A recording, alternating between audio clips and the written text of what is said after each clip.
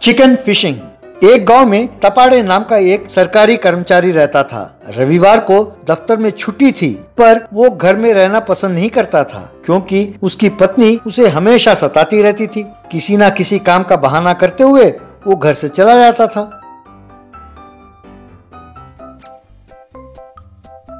एक दिन उसकी पत्नी तनु, अजी इस रविवार को कोई काम नहीं है ना? कोई काम हो तो भी ना करना। मैके से माँ और बाबूजी आ रहे हैं। मेरी बहन की शादी तय हुई है। इस गांव में हमारे सारे रिश्तेदार हैं, तो उनको न्योता देने आ रहे हैं। आप उनके साथ जाइए।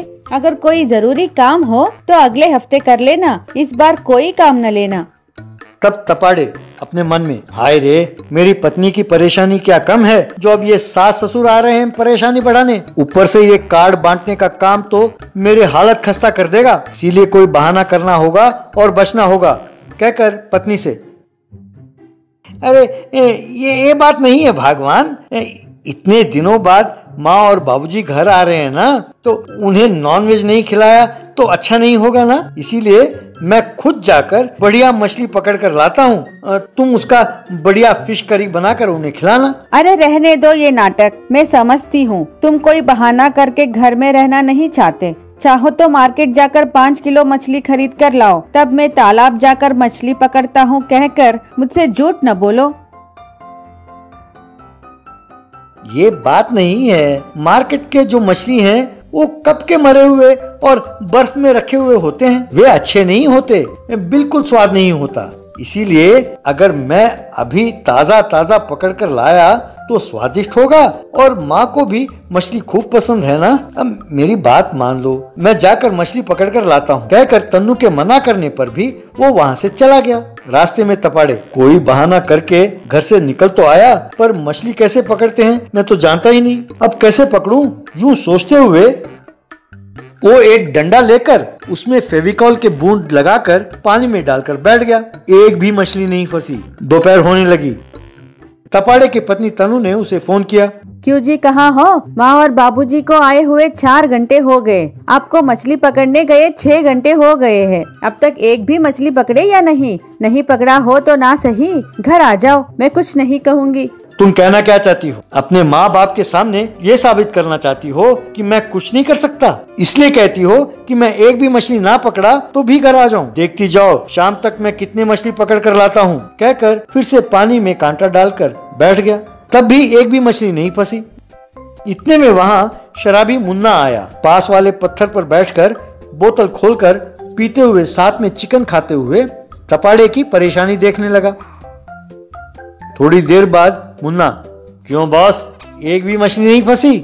यहाँ आओ, मैं तुम्हें मछली पकड़ने के कई विधि बताऊंगा, पर उसके बदले में मुझे एक पौवा खरीद कर देना होगा।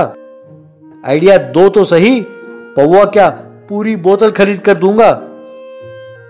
बात पर बने रहना बॉस, शराबी है समझकर मुकरना नहीं। यहाँ आओ, उस कांटे पर एक चिकन पीस यूं लगाओ। अब उसे पानी में डालो, देखते जाओ मछली कैसे फंसते हैं। तपाड़े ने वैसा ही किया जैसा मुन्ना ने कहा, बस झट से एक मछली फंसी। फिर से चिकन पीस लगाकर फिर से पानी में डाला तो फिर से कुछ मछली फंसे।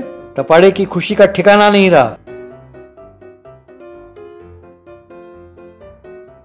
मुन्ना को फुल बोतल के पैसे दिए और उन मछलियों को लेकर वो घर चला गया।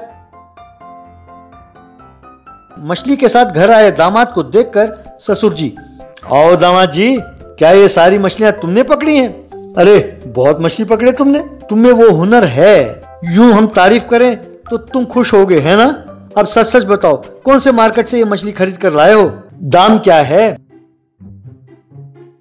मुझे इतना कम ना समझें। बाबूजी, मैं ये सोचकर कि आप लोग इतनी दूर से आए हैं, आपके लिए मेहनत करके मछली पकड़ कर लाया और आप मेरा यूं अपमान करते हैं। आपने कभी मेरा हुनर पहचाना ही नहीं। अगर मैं ये साबित कर दूं कि ये मछली मैंने ही पकड़ा है तो आप मुझे क्या देंगे? बताइए बताइए, क्या देंगे आप? वैसे भी शादी में दहेज तो दिया नहीं, अब दूसरी बेटी की शादी में बहुत सारा दहेज दे रहे हैं, कहकर वो रूठा।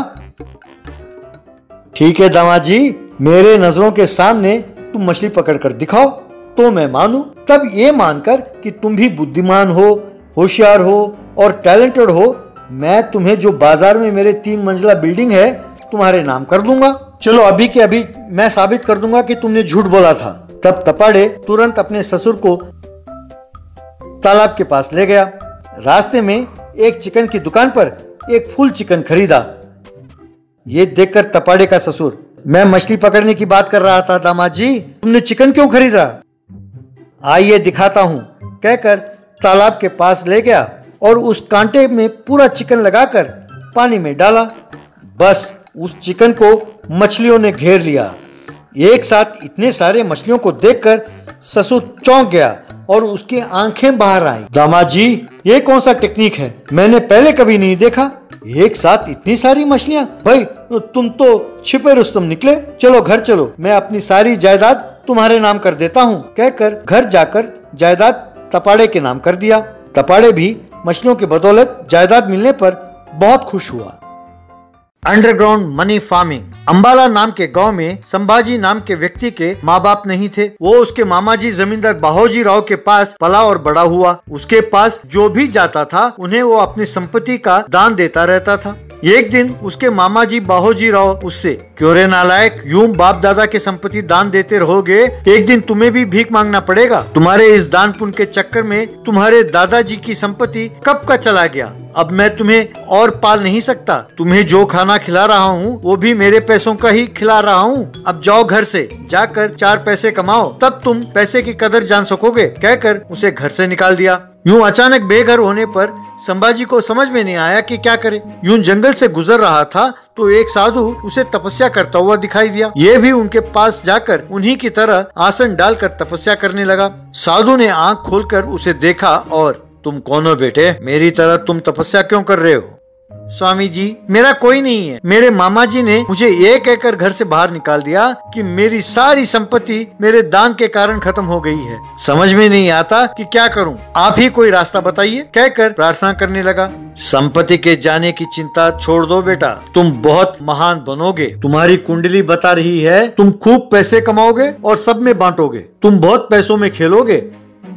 खाक खेलूंगा? सॉरी, मुझे आपसे ऐसे बात नहीं करना चाहिए, पर यहाँ रहने को घर नहीं है और आप कह रहे हैं कि मेरी महान कुंडली है, पैसों में खेलूंगा, ऐसे बोल रहे हैं आप। ऐसे ना कहो शंभू, मैंने अपनी तपस्या की शक्ति से एक पैसे उगाने वाले पेड़ की बीज तैयार किया है। मैं इसे किसी दुष्ट के हाथ में नहीं सौंपना चाहता, नेक इंसान के हाथ में देना चाहता हूँ। ये जानने के लिए कि तुम अच्छे हो या दुष्ट एक परीक्षा रखूंगा। यदि तुम उसमें उत्तीर्ण हो गए तो वो बीज तुम्हें दे दूंगा। बाद में उस पेड़ में उगने वाले पैसों को तुम खूब एंजॉय करके मजे से रह सकते हो। उसके ऐसे कहते ही, मुझे कोई परीक्षा वरीक्षा नहीं चाहिए स्वामी जी, आप ही की तरह अपने पास बैठकर बस नाक बंद करके तपस्या करूंगा। एंजॉयमेंट की स्टेज को मैं पार कर चुका हूँ, अब ऑइंटमेंट का स्टेज में पहुँच गया हूँ। मुझे वो सब कुछ नहीं चाहिए स्वामी जी। तुम परीक्षा में पास हो गए बेटा, तुम्हें पैसों की लालच नहीं है। ये लो बीज, इसे अंडरग्राउंड में ही उगाओ, अंकुरित होकर पेड़ उगेगा, पेड़ पर पैसे लगेंगे, उसे नेक काम के लिए प्रयोग करो, कहकर पैसे लगने वाले पेड़ के बीज उसे सौंपा। स्वामी जी के कहे अनुसार उन बीजों को अंडरग्राउंड में बोया, उसे पानी डालने लगा। अंकुर फूटे, पेड़ उगे, उनमें पैसे लगे। उन पैसों को ले जाकर गांव में जरूरतमंदों को उसने बांटा।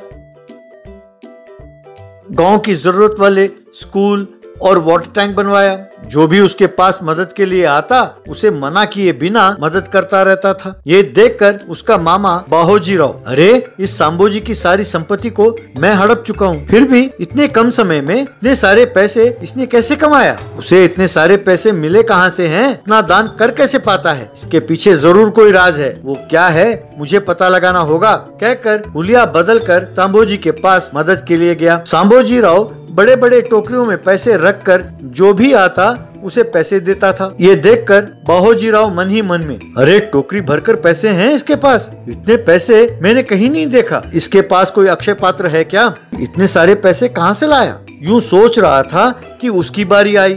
सांबोजी राव टोकरी से पैसे निकालकर बाहोजी राव के हाथ में रखने ही वाला था, पर इसे नकारते हुए, बेटा सांबोजी राव, मैं बूढ़ा हो गया हूँ, मुझे पैसों की लालच नहीं है, मैं तुम्हारा शिष्य बनूंगा, मैं तुम्हारी सेवा करूंगा।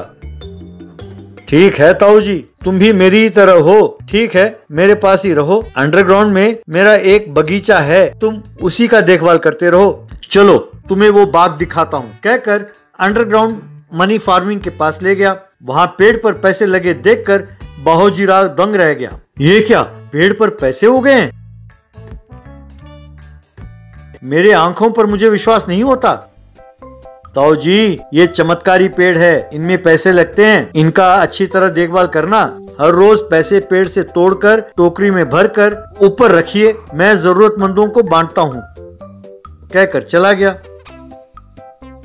उसके जाते ही यही सही मौका है सोचकर बाहोजी राव एक पौधे को वहां से उठाकर अपने घर ले गया, उसे अपने घर में उगाया।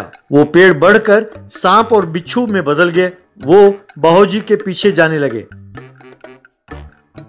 बाहोजी राव भागते हुए, आए रे सांबोजी, मुझे बचाओ, मेरी अकल मारी गई थी, जो मैं तुम्हारे पास बूढ़ा बनकर आया और तुम्हारे बाग से एक पेड़ को चुरा कर ले गया और अपने घर पर बोया, अब ये सांप और बिच्छू बनकर मेरे पीछे पड़े हैं। कहते ही सांबोजी ने उस सांप को अपने हाथ में लिया तो फिर वो सांप पैसों में बदल गई। मामा जी, मैं जानता था कि आप बूढ़ा बनकर मेरे पास आए थे, मैं जानता था कि ये पेड़ ही आपको सबक सिखाएगी, कम से कम अब से अच्छे काम कीजिए और खुशी से रहिए, कहकर उसे भेज दिया। फिर अंडरग्राउंड पेड़ में उगने वाले पैसों से लोगों की सेवा करते हुए खूब सारा अच्छा नाम कमाया।